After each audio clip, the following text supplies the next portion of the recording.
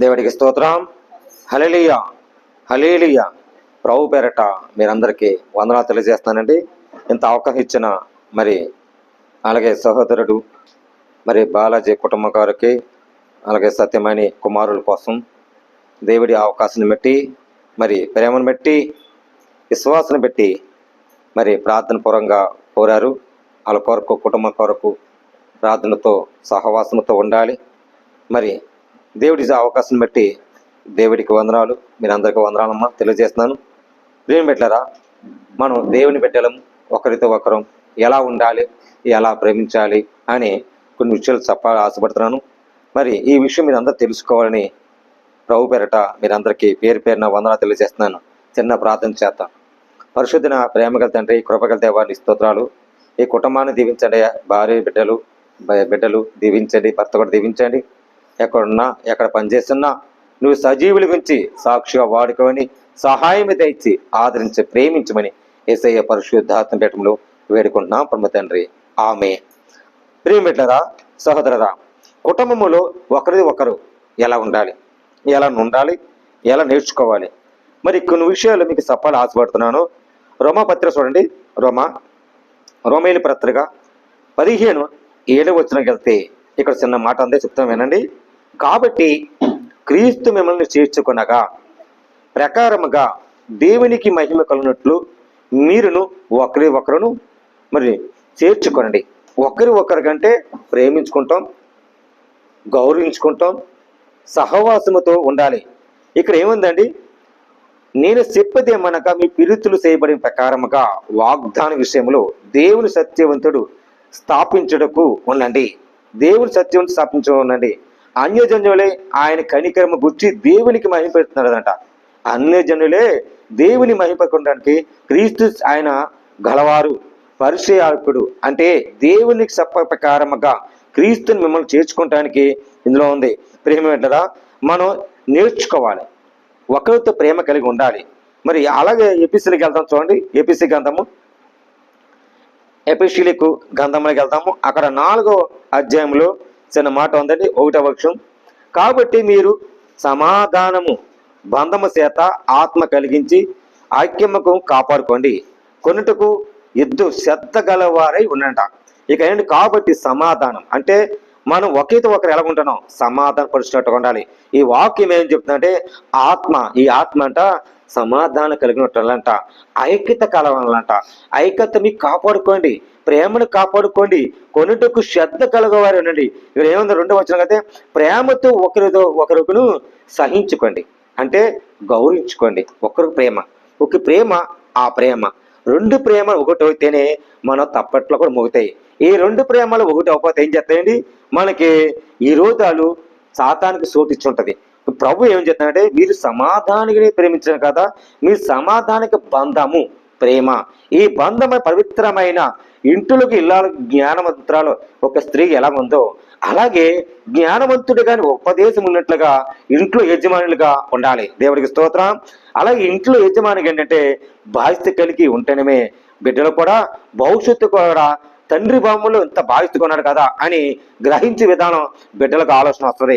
మనం శ్రద్ధ కలిగి ఉండాలి. ఎలా శ్రద్ధగా ఉండాలి, భార్య భర్త ఒకరితో ఒకరు ప్రేమ కలిగి శ్రద్ధ కలిగి వారే ఉండాలని ఈ వాక్యంలో రాయబడింది. ప్రియమిట్లరా, అలాగే మనం చాలా జాగ్రత్తగా ఉండాలి. ఇక్కడ ఏముందండి, మీరు పిలువబడిన పిలుపును తగ్గినట్లుగా, మన పిలుపు ఎలా ఉందండి, మన విధాన ప్రేమ కలిగినట్లుగా దీక్ష శాంతంగా కూడినట్టు సంపూర్ణ వినయముతో శోధకముతో నడుచుకోవాలంట. ఎలాగండి, సంపూర్ణ విషయములతో మరి దీక్ష శాంతి కూడినట్లు అంటే జాగ్రత్తగా నడుచుకోవాలి. ప్రభువుని పెట్టి ఖైదండి మిమ్మల్ని మించిన బతిమాలుకుంటున్నారంట. ఎలా బతిమాలుకోండి, మిమ్మల్ని బతిమాలుకుంటున్నా మీరు జాగ్రత్తగా స్వార్థకముతో నడుచుకోండి, ప్రేమతో ఉండండి, ఒకరితో ఒకరు కలిగి ఉండండి అని ఈ వాక్యం రాయింది. అలాగే శరీరం ఒకటే, ఆత్మ ఒకటే, ఆ ప్రకారముగా పిలుపు విషయములో నిరక్షణుడికి పిలువబడిన ప్రభు ఒకడే, విశ్వాసం ఒకడే, బాప్తిస్మం ఒకడే, అందరికీ తండ్రి అయిన దేవుడు అని మనం గ్రహించాలి. ఈ విషయం మనం తెలుసుకుని ప్రభు పక్షముగా ఎలా ఉండాలి, ఎలా నేర్చుకోవాలి, ప్రేమ కలిగి సహించుకుంటా ఒకరు చేసిన తప్పులు నేను చేసిన తప్పులు క్షమించమని, నేను చేసిన ఉపకారమును క్షమించమని కాదు, ఉపకారం చేసాం లేదా అని మేలు చేసినట్లుగా భార్యని ఎలా ప్రేమిస్తామో అలాగే భర్త ఏం చేస్తాడండి, భార్య భార్య తన భర్త లోబడి ఉంటుంది. భార్య ఏం చేస్తాడండి, అలాగే భార్య ఏం చేస్తాడు, ఇంటూ ఇల్లాలుగా ఉంటుంది. భర్త ఏం చేస్తాడు, తన భార్యని ప్రేమిస్తాడు. అలాగే భార్య తన భర్త లోబడి ఉంటే భర్త ఏం చేస్తాడు, తన భార్యని ప్రేమిస్తాడట. అలాగా ఏకరీతిగా ఏక సహవాసంతో ఉండి కూడికి ఉండి ఒకరితో ఒకరు సహించుకుంటా ఒకరితో ఒకరు ప్రేమ కలుగుకుంటా ఇలాగుంటే మన జీవితాలు చాలా చక్కగా సంతోషముగా ఆనందముతో దీక్షశాంతము ఆత్మ సంబంధము ఆత్మబలము ఆత్మశక్తి సంపూర్ణముగా మన హృదయం అంట యథార్థమవంతులుగా దేవునికి సూటవాలంట. అలా సూటిస్తే దేవునికి మరి దేవుడి కృప మనం పొందినట్లు ఈ శ్వాసముతో ఈ ప్రకారముగా ఉండాలని ఉంది. అందరికి తండ్రి దేవుడు ఒకడే, అందరి పైవాడు, ఆయన ద్వారా వ్యాపించిన అందరిలో ఉన్నాడు, అందరి ఉన్నాడే, అందరి మధ్య ఉన్నవాడే, అందరికి మధ్య ఉన్నవాడు ఆయన. అందరినీ లోకములు ఎంతో ప్రేమించాడు. స్వార్థకమైన విశ్వాసముతో మనం గ్రహించి మనం ఉండాలని ఈ వాక్యములు మీకు రాయబడింది. ప్రియమిట్లదా, ఒకరితో ఒకరు ప్రేమ కలిగి సహించుకుంటా మాట్లాడుకుంటా సమాధానపరిచినట్లుగా ఉండాలని ఈ వాక్యముతో దేవుడి మీతో మాట్లాడుతున్నాడు. దేవుడికి స్తోత్రం. హల్లెలూయా హల్లెలూయా. ప్రేమ అంట, ప్రేమ అంట చాలా పవిత్రమైందంట. బంధము కూడా పవిత్రమైంది, కుటుంబం కూడా పవిత్రమైంది. ఎందుకంటే ప్రేమ అంట కుటుంబాన్ని, బిడ్డల్ని, భార్యని, భర్తని ఏక మనసుతో ఒకరితో ఒకరొకరిని కలుసుకొని ఇలా ఉండాలి.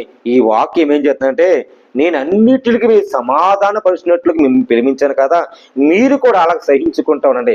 కానీ ప్రభు అన్నాడు, సాతాను చోటు వద్దు. సాతాను చోటిస్తే ఆడేం చేస్తాడు, సాతానుగడు చెడగొట్టేయాలని విడగొట్టాలని సహించకూడదు, వీళ్ళు దేవుడి పెట్టలో ఎంతైనా దూరం పెట్టాలని సాతానుకు ప్లాన్లు వేస్తాడు. ఆ ప్లాన్ల ద్వారాగా మన దేవుని బిడ్డలకు ఉన్నాం, విశ్వాస బిడ్డలకు ఉన్నాం, ఆయన ఆత్మసారంగా ఉందాం, ఆయనకి సహించుకుంటా దేవుడి బతిమాలుకుంటా అయ్యా మేము చేసిన అపరాధులు మేము చేసిన పాపములు క్షమించమని మనం బతిమాలుకోవాలంట. బతిమాలుకుంటే అప్పుడు దేవుడు అంట మీరు ఒకరితో ఒకరు ప్రేమ కలిగినట్లు ఇలా నడవని దేవుడు మమ్మల్ని బతిమాలుకున్నాడు. మనము కూడా ప్రార్థనలు బతిమాలుకోవాలి. అలా సహించుకుంటా దేవుడికి విశ్వాసం ఎంతో ఆయన ప్రతి వారికి కృప ఎక్కడ చూప ఉండాలంట. చూడండి 7వ వచనానికి వెళ్తాం. అయితే మన ప్రతి వారికి క్రీస్తు అనుగ్రహించిన వరము కావాలా, కావాలి.